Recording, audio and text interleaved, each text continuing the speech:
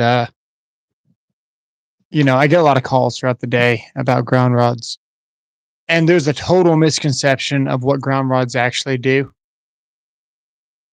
So YouTube won't allow either of my phones, got this phone, and I've got my S10 Plus, and it does not allow me to see the other screen. So I can't see the other person doing this. And as you could see, maybe I was talking to myself, but I was actually talking to Tools with Souls on YouTube, but it was not working. So it's still not working. This is a restarted one.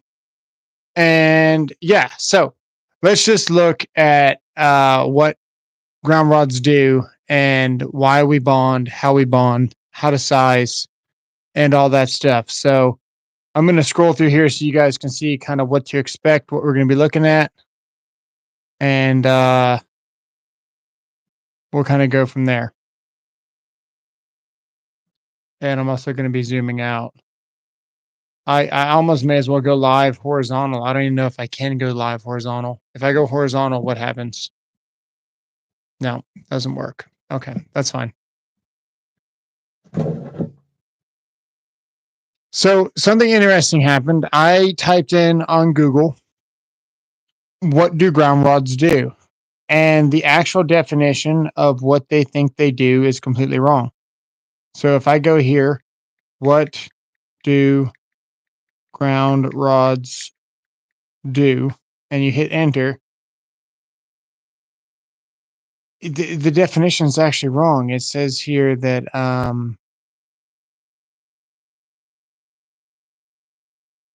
they have a path to dissipate voltage, which can be lightning or other forms to the earth.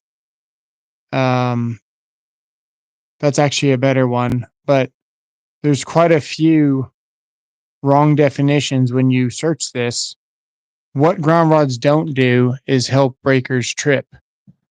So if we look at the very beginning of Article 250 here, I'm going to read it to you. Basically, it says electrical equipment and wiring and other electrically conductive material likely to become energized. So if it's metal and you've got electricity around it, it's therefore likely to become energized. Shall be installed in a manner that creates a low impedance, which means low resistance, which will get the current back to the overcurrent device. And also shall be capable of carrying the maximum amount of fault current. So that's why we got to size our ground wires a certain way so that they can carry the maximum amount. But at the very bottom, I've got it highlighted here in my actual code book. It says the earth shall not be considered as an effective ground fault current path. So when we look at this, this is kind of the basics of bonding. This is probably from Mike Holt, would be this diagram. I would imagine I've seen it several times in the continuing education classes. I stole it here. You're going to see where we've got a ground rod. We've got metal underground water pipe. You got a concrete encased electrode. You got a ground ring. All these things are grounding electrodes. Now, if we continue here, you're going to see you got the grounding electrode conductor landing inside this panel here.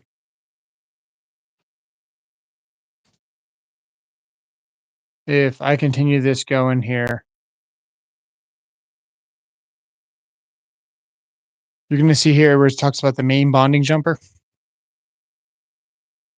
And about the main bonding jumper says, for a grounded system, an unspliced main bonding jumper shall be used to connect the equipment grounding conductors and the service disconnect enclosure to the grounded. The grounded is the neutral. The grounding conductors is your equipment grounds. The service enclosure is what I've got highlighted there. And you can see that it's a requirement to attach all of that to the service enclosure. Now, I'm going to see if I can get the chat working. My chat stopped, but now it's back. YouTube is just incredibly jacked up right now. All right, so I'm caught up on the chat. No questions. We'll go to the next point there. I actually had a call today and we can do some sizing here. But basically it says the main bonding jumper must be a wire or bus bar if the grounding electroconductor lands on the equipment ground bar. And I've got the reference here, 250.24A4. So your main bonding jumper is what I've highlighted there. And it's got the thing that says required right there. And this is reminds you of why you didn't become a Sparky. Yeah. You're going to see here that as this wire lands on this equipment ground bar here, we've got a main bonding jumper as an actual wire.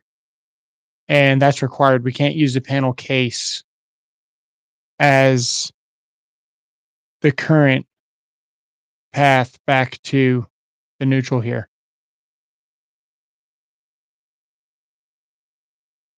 So if we look at Ohm's law pretty quickly here, you're going to know that if you go diagonal, you divide. If you go across, you multiply. So you've got watts, amps, and currents, volts, resistance, all that stuff. P is watts, power. I is amperage, intensity. E is voltage. And then you've got R for resistance.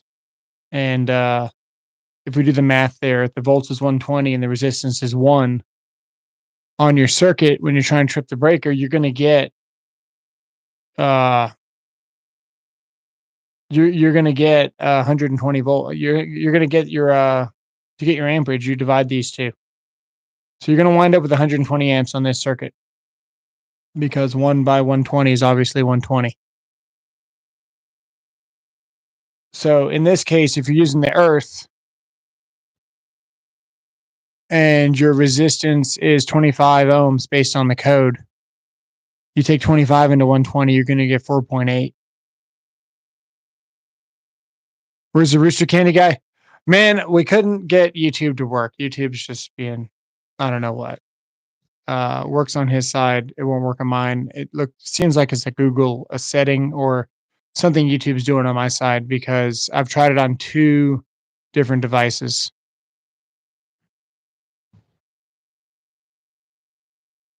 If we want to size this, we would see here we got a 400 amp service here. We're going to show you real quick how to size your grounds. This would be the 400 amp main here on the MDP. You got a 200 amp sub feed breaker here. That's going to be a feeder to feed this. Keep in mind, everything after this main fuse here is going to be considered a feeder and is going to get sized based on 250.122. You just confirm that your ground rod isn't connected to your meter. You may or may not want to connect it to your meter, and I'll explain that here in a second. We're about to get a little bit more into code here in a second, but this is kind of like what we're going to be looking at here in a second. So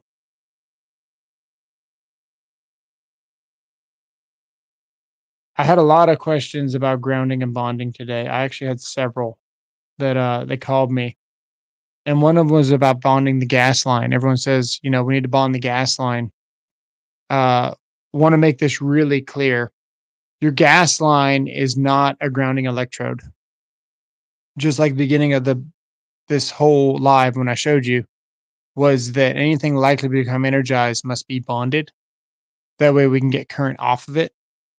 If your gas line, it's possible to get current on it. Worded perfectly, everything done by the book. Yeah. Also bought the code book to prop my panel up because it was hanging by wires because I cut them too short. You just get a wire stretcher. And that always seems to work. You gotta get the Klein wire stretcher. The service provider where I live will not allow you to bond in the meter box. Right. Right. So we are not allowed to bond inside the meter box either. And I'm going to show you a couple of references on where you can bond and if you do bond and what to do. You didn't have the wire stretcher, damn.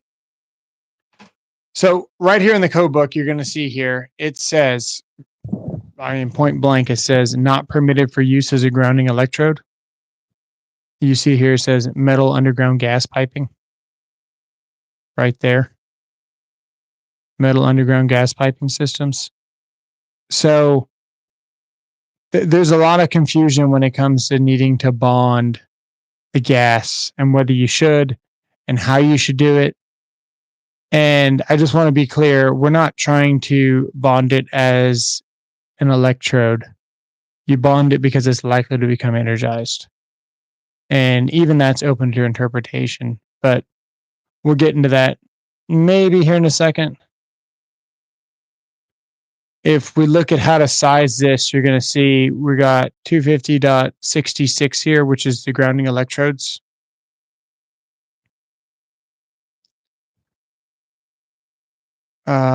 Let's see here. Panel jack work for you. Nice. My AHJ lets me do whatever I want, but that's weird. But what's weird is that with every request I submit, they attach a $sign and a phone number to Zelle. That's pretty funny. So if we look at 250.66, you're going to see that we are using this based on the largest ungrounded conductor. And this is going to be for your service. So once we have overcurrent protection, you're going to see here on this other page here, it says rating or setting of automatic overcurrent device, which should be like a breaker or a fuse. You can see where the numbers change pretty drastically. So for 400 amps of wire on the breaker, we're going to do a number 3 for the ground size. But if we were to take 400 amps of wire on the service side, which should be a 350 through 600, you're going to see we got to go all the way up to a 1-aught right here. I'm playing, guys, don't report me. Like we'd know where to find you. So the main grounding electrode is going to be sized off of 250.66. And that was that chart that we just showed you. So in this case, we got 400 amps of wire. This 250.66 wire here, this main grounding electrode, is going to be a 1-aught. And it's going to bond where the grounds and neutrals bonded here, like we showed you earlier. Got to get this out of here. Here we go. So we got 600 kc mil. That's what we're basing our 1-aught off of, being off of 250.66. So if we continue here, this is kind of the current, the way that it flows to get back to the source. So if we wind up with a ground fault, what we're going to see is the current's going to get on the neutral. And the way it gets on the neutral would be the equipment ground, because the equipment ground and neutrals are bonded at the source. And I got a video on all that. Why do we use number 6 copper ground wire for a 200 amp service? We don't. We use number 6 copper ground wire for a 200 amp breaker as a feeder, but we use number 4 for a 200 amp service. So if we go back here to this chart here, oh God, where is it? Maybe here. Might be back here. Come on, man. I thought we had, there we go. So you're going to see here, 2-aught through 3-aught is going to be a number 4 copper right there. What's going on, Jonathan? So I saw some 1.25" non-metallic stuff at Home Depot. 100-foot roll, 75% off. Wow. Should have bought some. Yeah, that'd be a Carflex, I guess. Is it safe to cut the pipe that's used to feed our propane tank if it's been disconnected for years? You probably want to verify. Watching from Portugal. How's it going? 100. Why not work maybe 2? One ought to work, maybe two. Yeah.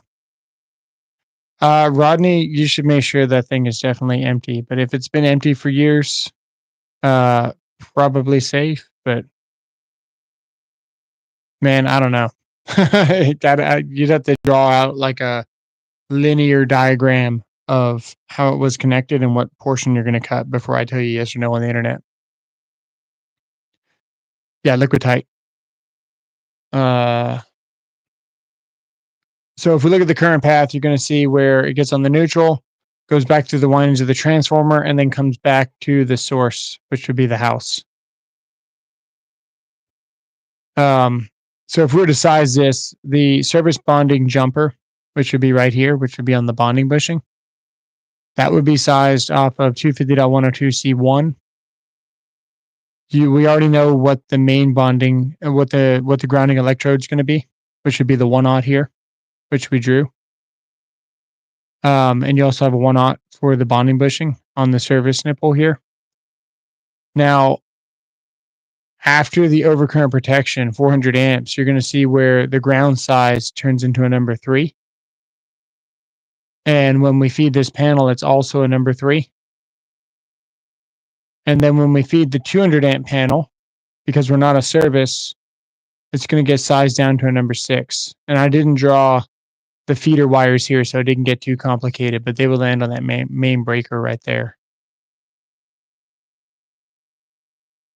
So I'll kind of tell you the scenario and a little bit of the conversation that I had today with somebody.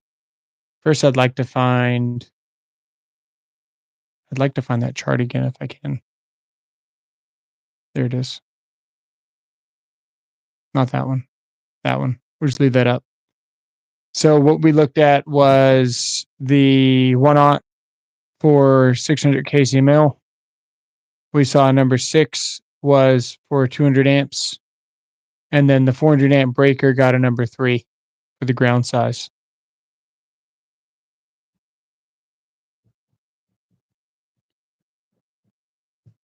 All right, so let me catch up with the chat.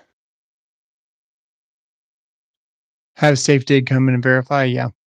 What size wire should I use for cold water? Do I hook up to PEX in the house or black plastic pipe from the well? So what the code book says about grounding electrodes, right, would be your metal water piping system, things like that. If they're present, you must use them.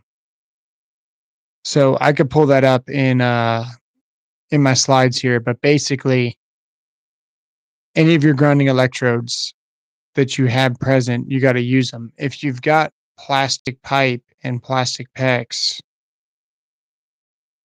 you're not going to have a likely to become energized situation.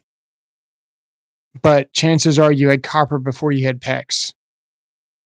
And that grounding electrode is still present in the earth. So you should try to find the copper if your house originally had copper and bond to that because that's a good grounding electrode. But you don't have to hook up to any plastic because it's electrically non-conductive. Tank has been gone for years, just the pipe that the house hooked up to. And then going to the house is sticking up the ground in the middle of our side yard. So what I can tell you is if this was your tank here and your tank had a shut off before it and you've got some pipe that goes somewhere else and you got another shut off before that, you could potentially have gas trapped in the pipe that goes from point A to point B. So like I said, without a diagram, I wouldn't be able to tell you what to cut. But if every valve has been open and you know that for sure, it should be safe to cut if everything's been gone. But if you've got something trapped somewhere, it won't be good. So if I bond the neutrals at the first means of disconnect, 200 amp disconnect with 4/0, do I use a number 6 or a number 4? If you bond the neutrals, you're going to use a number 4 because you're going to be using 4-aught aluminum. So if we look at this chart here, you're going to see, if I could find my thing here, there we go. You're going to see you got a 4-aught through 250 right here would be a number 4 copper right there. So 4-aught through 250 aluminum, number 4 copper right there.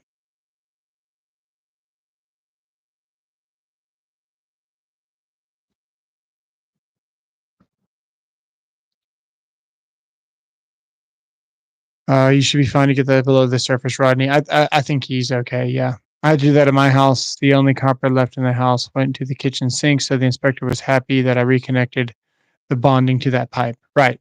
So what your grounding electrode does, like what your ground rods actually do, right? I had 3 questions today. We'll get with the easiest one. Electrician calls me and he says, "Hey, I've got an awning in the middle of what's going to be a car wash in the middle of the parking lot." And he said, "You guys usually make me bond my cage for a pole light. Um, do I need to do this the same way? Do I need to take it back to earth?" And my response was, that's the absolute last thing you want to do, because the earth is not a reliable, source back to, it says there, the earth shall not be used as a means to carry current to trip a breaker.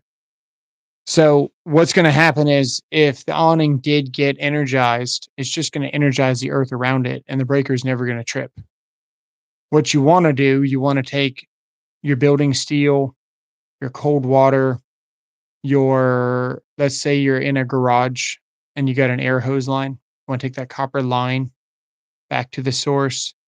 You want to take any metal water piping system, anything like that that's metal that can become energized. You want to bond all that together. And there's a code reference here that I've got that talks about why you want to tie them all together. I don't know if I've got it here, if I've got it on Canva, but I might just pull it up in Canva, because I got a lot of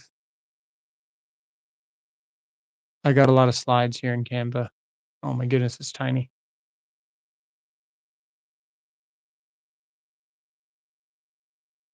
Let me see here. I found it though. Haha. Let me pull it up. I don't even know how I saw that. Okay, so what it says is, when an AC system connected, it says, let me see if I can make it a little bit bigger. It says, where an AC system connected to a grounding electrode at the building or structure is the same electrode. The same electrode shall be used as the ground conductor to enclosures, equipment, or in that building or structure where separate services, feeders, and branch circuits supplying the building are required to be connected to the grounding electrodes. The same grounding electrode shall be used.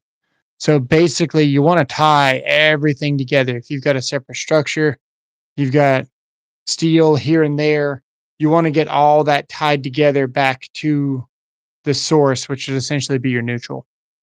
So what I told him to do was to run a separate pipe, because he's at the underground stage, from where he's running like the power, circuits up to the awning, and bond that awning and the building steel and the UFR and all that stuff all at the same point at the actual car wash.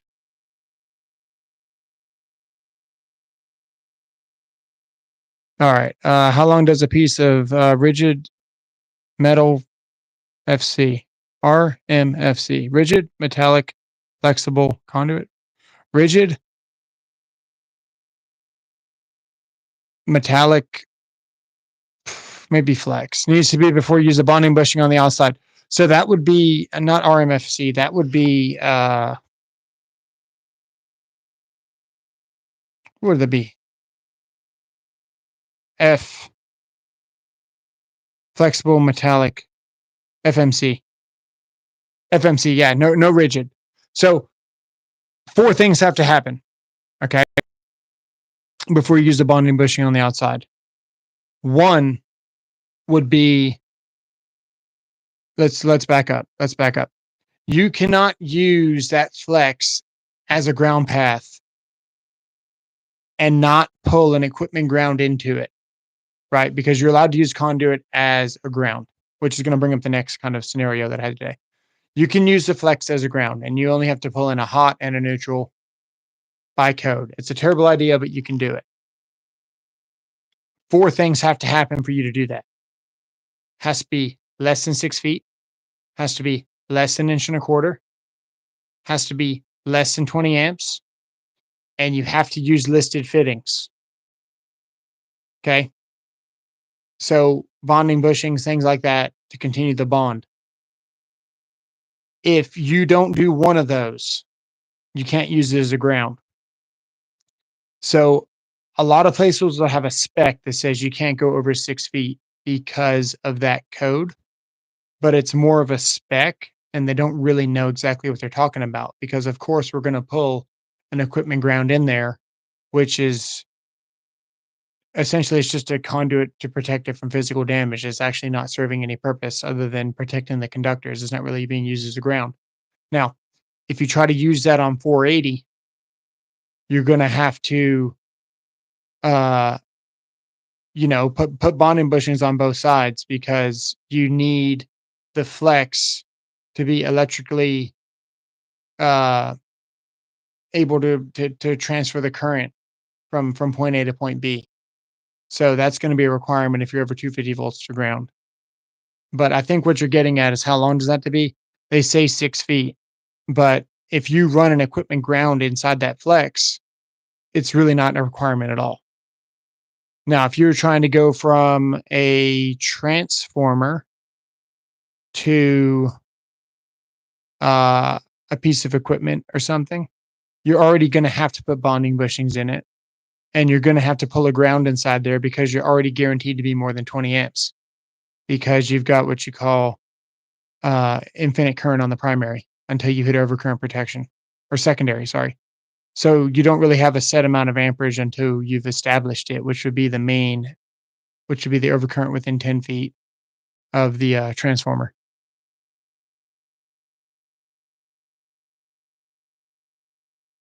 My well is deep water, about 400 feet deep. Wow.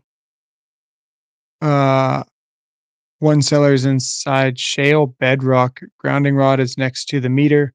The well casing is about 50 feet away. Inside cold copper, about 5 feet away from the panel.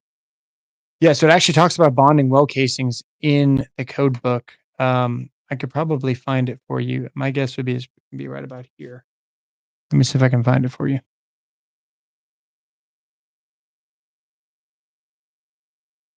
I think I found it here. Hang on. I just got to blow it up.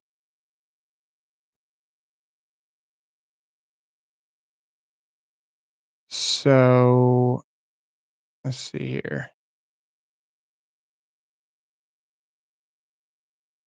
Metal in-ground support structures, metal underground water pipe. So yeah, a metal underground water pipe in direct contact with the earth, 10 feet or more, including any metal well casing bonded to pipe, electrically continuous or made electrically continuous, bonding ground insulating joints and insulating pipe, points of connection of the grounding electrode conductor and the bonding conductor jumpers if installed. So it looks like that's going to be an electrode permitted for grounding.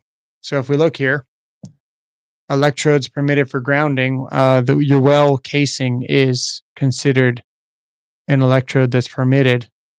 And what we're going to see in the beginning of this code, if I can find it here, I'd have to find it for you, but it says if you have any of these, you got to use them. So if they're present, you have to use them.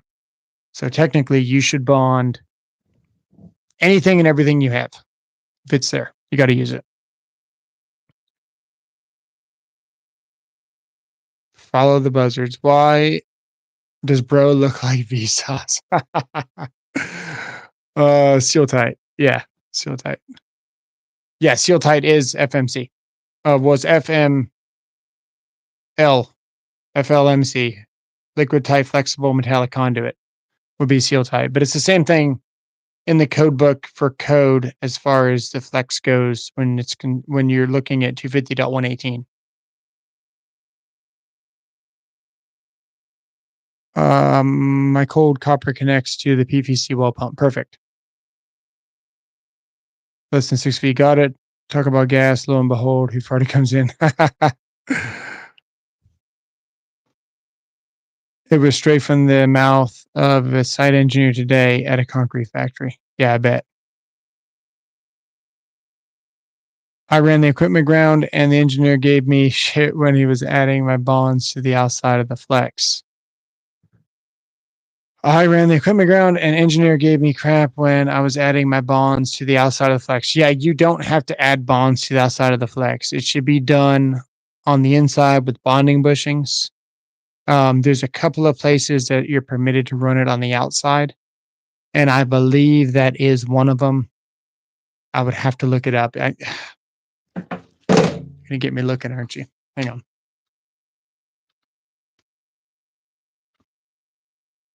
Hang on. Okay, let's see here. Types of equipment, identification. Okay, it's not where I thought it was going to be. Circuit conductors and the tubing are protected. The combined length. Let me see if it talks about the outside.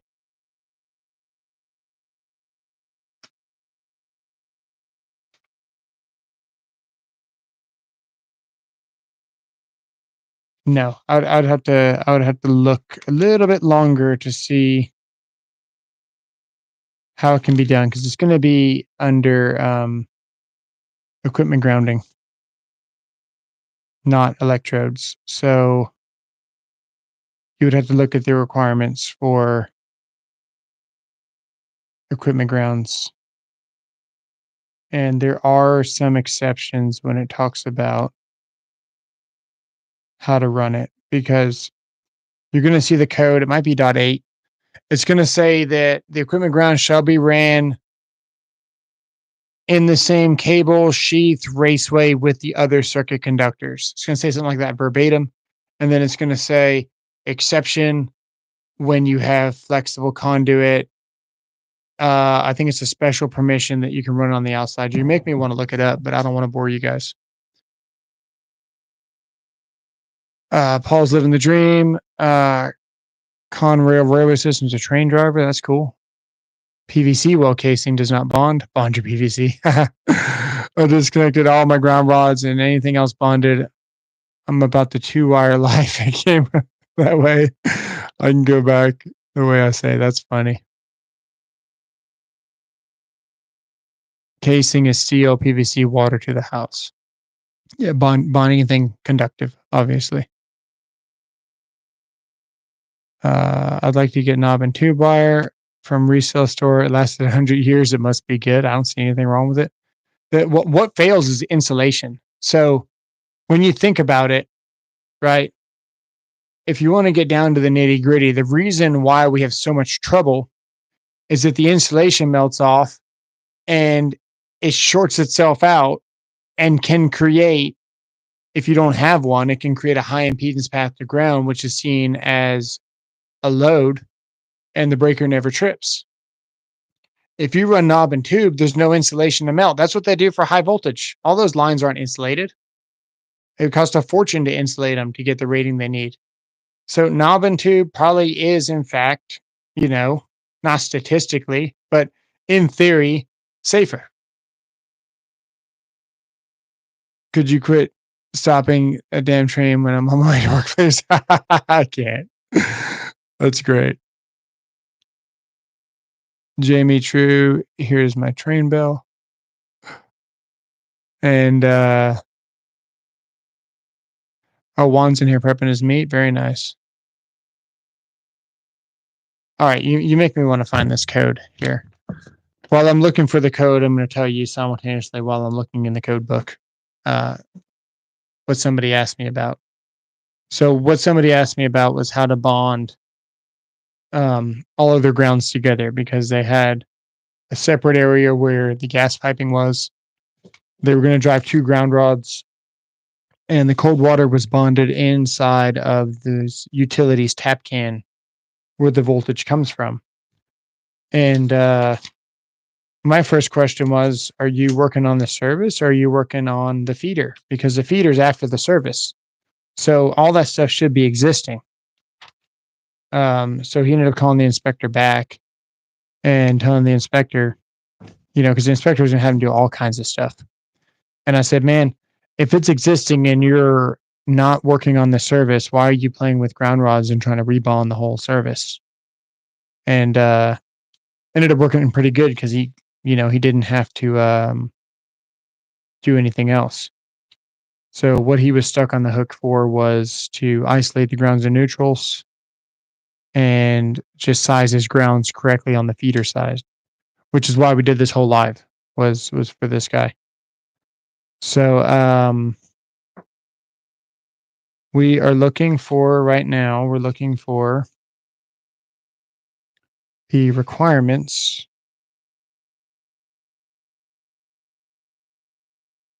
for equipment grounds. And I'm trying to see if I can find where it talks about having the grounds in the same raceway or what it says. So this is equipment grounding here. Here's multi-conductor cable. Make sure I didn't miss it here. See, here's okay. So types of equipment grounding. The equipment grounding conductor run with or enclosing the circuit conductor shall be a combination of the following.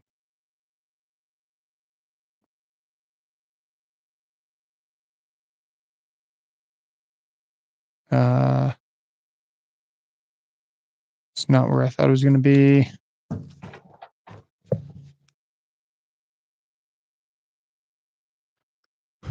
Let's see here. Ding, ding, ding, ding, ding. You heard of rumor, one ass souls, or yeah. Every corner would be a blind corner. Yeah. Yeah, for you, Rodney, for sure. So what I'm looking for is run with the same circuit conductors. And I think we're getting close to it. I'd like to find it.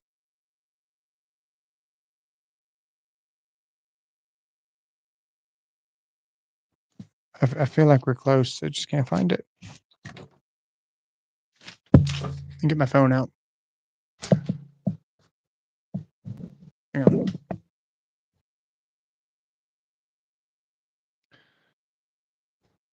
Okay, so here's multiple circuit connections, equipment grounding conductor continuity. Multiple circuits. Load side. We're looking for who farted right now. Equipment grounding conductor. By means of separate flexible wire strap insulated to bear connected to an equipment grounding conductor. Nope, that's not it. It could be in 300 where it talks about all the grounds being together.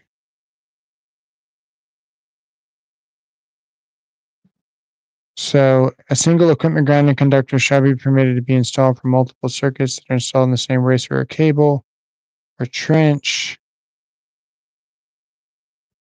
What if we don't want the equipment conductor in the same cable or trench? What do we do?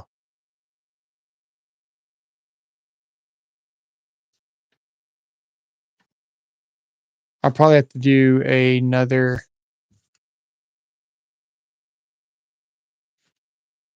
I'll probably have to do another video for you.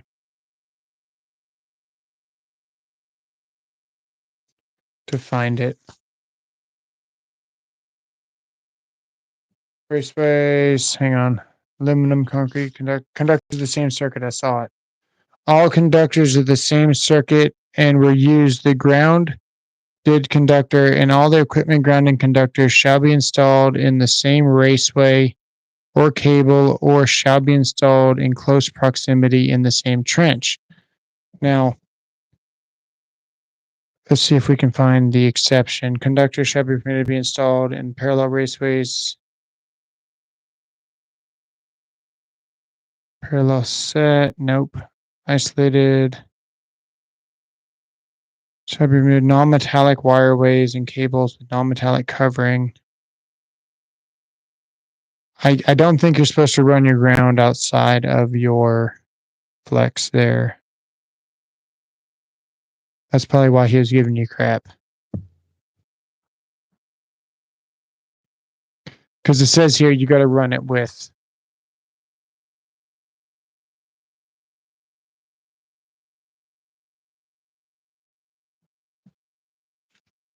Ground rods are overrated. Yeah, so that's going to be the that's the code reference there. So you got to run your grounds with the other circuit conductors. You know, as you should. So then the conversation came up, you know, why do we have ground rods? What do they do? And my best explanation for that would be like a pole light where you bond the cage, lightning's coming from the ground, it strikes the pole light, we get the current back to the ground. You could have a gradient voltage from a close source, 300.3B2. I think that's where I was looking. Let me see. 300. Open it back up. 3. Let me get my. Appreciate it, Mike. Let me see. 300. Gotta move the mic over. 300.3. B. 2. Grounding. Equipment grounds shall be permitted to be installed. Ah, yeah, there it is. Perfect. Okay. Thank you, sir. Equipment grounding conductors shall be permitted to be installed outside of raceway or cable assembly where in accordance with the provisions for certain existing installations. That's what it is. It's for existing installations. In accordance with 250.134. And equipment bonding conductors.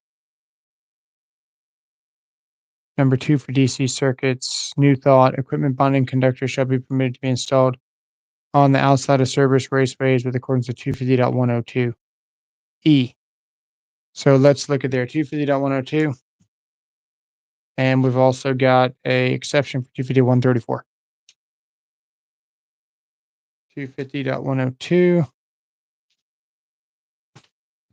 Crap, it was 102, wasn't it? I already forgot what it was.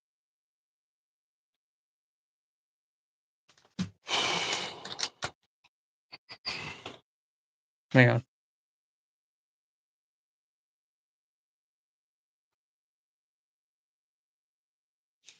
Hang on. I already forgot what the freaking code was.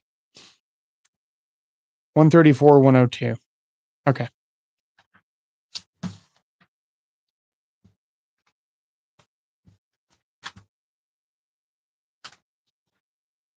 All right. 102. Grounded conductors and jumpers. Bonding jumper shall be a copper. Okay. The attachment. Okay. Supply side bonding jumper. That's not it. Parallel conductors. That's not it either. The load side of the overcurrent. Outside. If installed on the outside, the length of the bonding jumper or conductor or equipment bonding shall not exceed 6 feet and shall be installed with the raceway or enclosure. Damn, it looks like you can do it. Equipment bonding jumper, supply side bonding jumper shall be permitted outside.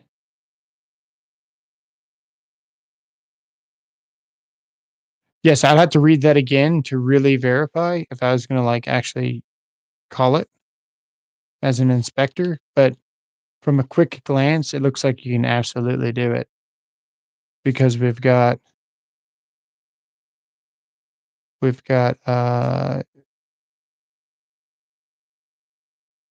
bonding conductors and jumpers is what that is. And then we go to the load side of an overcurrent device. So the load side would be not a service, obviously, and it would have overcurrent protection. So this would be size on 250.122. It should be. Exactly. So we'd be sizing that off 250.122, which if you had a 60 amp circuit, or let's go to a 70 so we can go to the next size. If we had a 70 amp circuit, you can see would be a number 8. If we had a 60, would be a number 10. So on a transformer, you can't do it because that would not be the load side. So I'm going to go to my original statement. On a transformer, you can't do it because that would not be the load side and overcurrent device. You would have a transformer, and then you'd have flex. You would have a transformer, and then you would have flex, and then you would have your disconnect.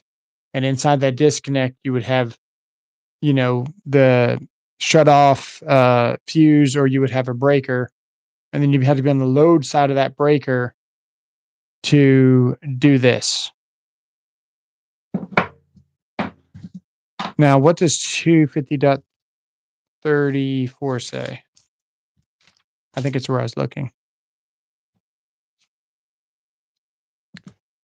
Coming fastened in place. Within the same raceway, contained within the same cable, or otherwise run with the circuit conductors. 250.30C, the equipment grounding conductor shall be permitted to be run separately from the circuit conductors. So if we go to 250.30C, see, this book just takes you back and forth. So we go to 250.30C, and it's going to say non-grounding receptacle replacement. Oh, damn, that is very interesting. Actually, I'm glad to know that. That's going to come up shortly at some point. I need to go look at that later. I'm not going to make you guys... I'm not going to take you down the rabbit hole of figuring this out, but I've ran into that before. But a quick glance, I can't help but look. A quick glance looks like that you are permitted to run it outside of the sheathing. What the heck? It says here, as provided. So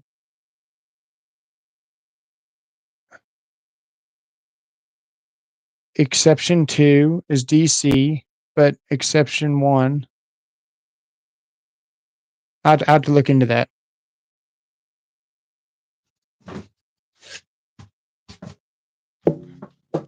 So I think the gradient voltages that could likely energize your building is why you want a ground rod.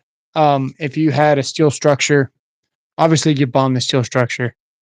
But if you had whatever it was, right, a light pole, whatever it was that isn't required to have grounding on the cage, but has an equipment ground, for example, and the earth was energized by a gradient voltage, hopefully your ground rods would grab that gradient voltage before it has a chance to energize something adjacent to it. Lightning protection, you've got surge protection because those metal oxide varistors clamp the excess voltage to ground, and that's just what they do. But other than that, ground rods don't really help you trip your main, or not your main. They don't help you trip your branch breakers. They don't do anything for you like that. I got to catch up on the chat.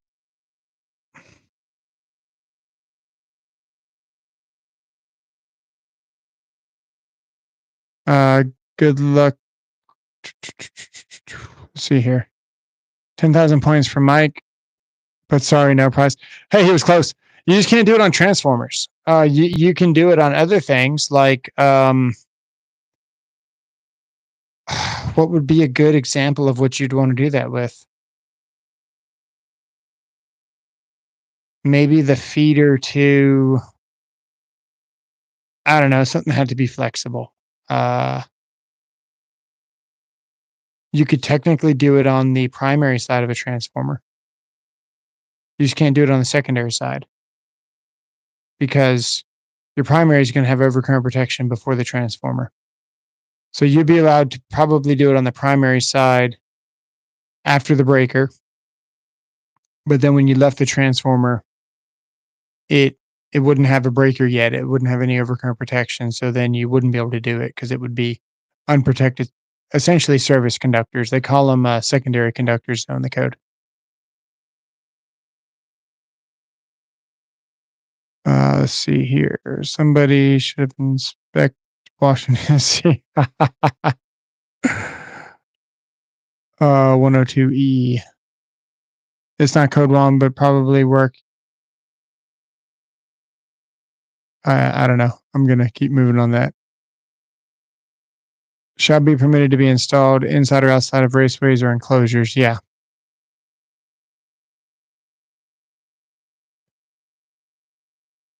Let's see here.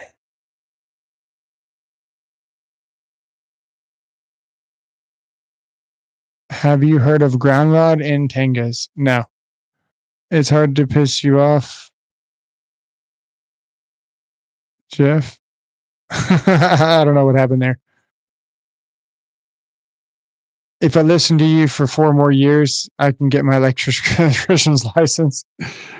Yeah, man, we dig pretty deep into the code. But this is just very uh, basics of understanding why it's important to bond and where you're going to bond. Because if you understand the basics of this and how it all works, you can really start to figure everything out in the field. If you just go back to, am I a service or am I not a service? And if I'm not a service, is it something that's likely to become energized where it's a structure or something like that that needs to go back to the source? And if you're feeding it with overcurrent protection, then it's an equipment ground. So,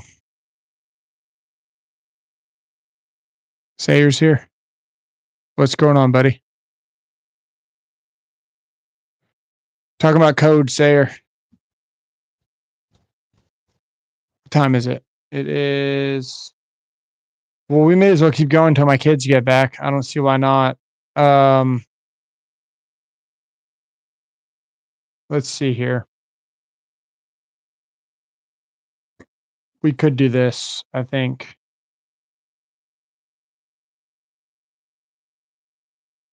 Might be a mistake. Maybe I don't want to do that. We could look up an electrical test. Let's see.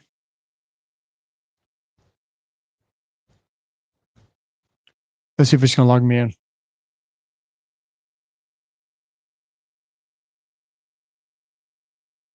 So I've got an account with tests.com, but it's kind of a weird site, man. Um,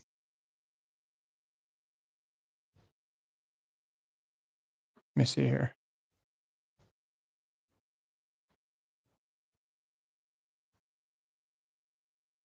It's www.test.com practice test. Let's log in. Ooh, is it going to log me in? No, it's not going to log me in. Uh-oh. Oh, right. I got to select I'm not a robot. I forgot. Okay, we're still not in.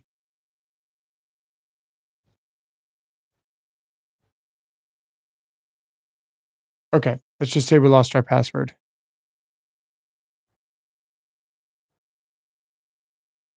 And hang on a second. It's gonna be logged out. We're gonna start a test here in a second. It wants to know my carrier. Thank you. Your new password in your email and phone. Please look for your new password in your email and phone. Okay. I guess they sent me a temporary password. Let me see. Oh, kids are here. So maybe we don't want to start anything. Oh, wow, it actually texted it to me. That's crazy.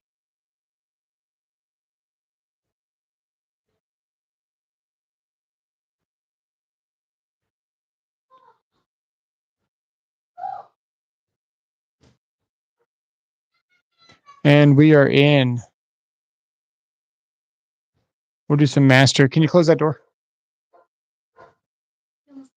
Almost.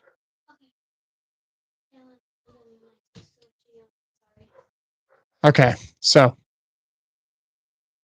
what do we got? Nice. We got it behind us now.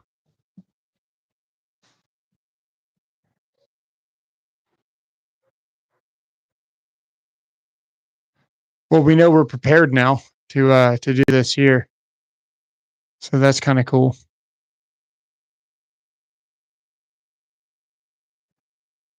Okay. Uh, let's go. Let's see if we can find one here. For the purpose of determining conductor fill in conduit, a multi-conductor flexible quarter cable of 4 circuit conductors shall be treated as blank conductors.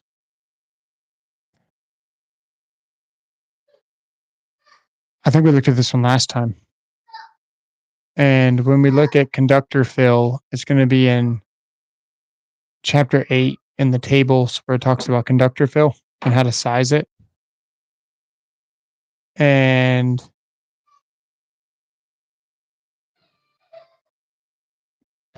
sounds like my little girl ain't having it. I don't know if you guys can hear that in the background.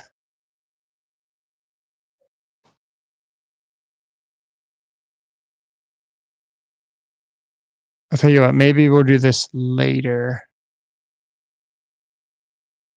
Yes, you always bond to the service entrance. Exactly. So bond to the first means to disconnect and pull the ground to everything. Pretty much. Yeah. Um, yeah. Always going to bond to the first means to disconnect. You're going to bond your neutrals and your grounds to the first means to disconnect. If you take your grounding electrode to your equipment ground, you got to have a main bonding jumper that's a wire or a bus bar. And all your grounds get sized based off of 250.66 for services or 250.102C 103.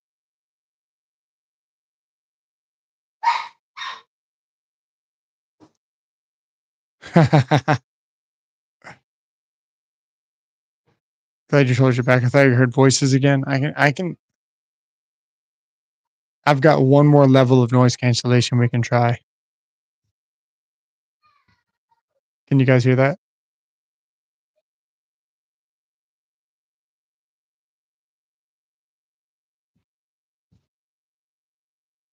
Okay. Well, that's all the time we got. Kids are home and I think the little one needs a nap. So might go live and play some video games. I don't know what we're gonna do. But appreciate all the support and we'll see you guys in the next one. Nothing. Nice. Verizon 5G. Yeah, the noise cancellation is seriously good. I went and bought the upgraded version of this Mayano, and I've got that for the bedroom, and I got the original one in here.